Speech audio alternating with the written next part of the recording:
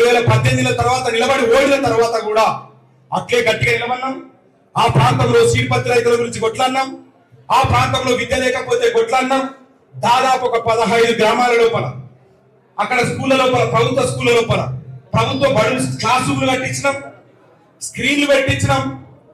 బాలికలకు విద్యార్థులకు కనీసం వరకు టాయిలెట్స్ లేకపోతే టాయిలెట్స్ రూమ్ కట్టించినాం. 15 గ్రామాల లోపల చేసినాం.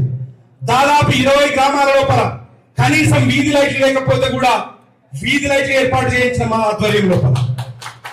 దాదాపు విత్తన పత్తి రైతులు 50,000 మంది రైతులుంటే 50,000 మంది రైతులు కేవలం 40 మంది ఆర్గనైజర్లు మోసం చేస్తుంటే, అన్యాయానికి గురి చేస్తుంటే ఎవరు పట్టించుకునే నాదుడు లేక 40 మంది ఆర్గనైజర్ల అణిచివేతకు వ్యతిరేకంగా పెద్ద ఎత్తున పోరాటాలు చేసినాం. వాళ్ళపైన కేసులు వేసినాం, హైకోర్టులో పిల్లు వేసినాం, నేషనల్ గ్రీన్ ట్రిబ్యునల్ లో కేసులు వేసినాం. వాళ్ళు అన్యాయంగా అక్రమంగా వాతావరణాన్ని కలుషితం చేస్తున్నారని చెప్పేసి, యాసిడ్తో విత్తనాలు కడిగిన తర్వాత మా భూములు నాశనం అవుతామని చెప్పేసి వీరోచితమైన పోరాటం చేసిన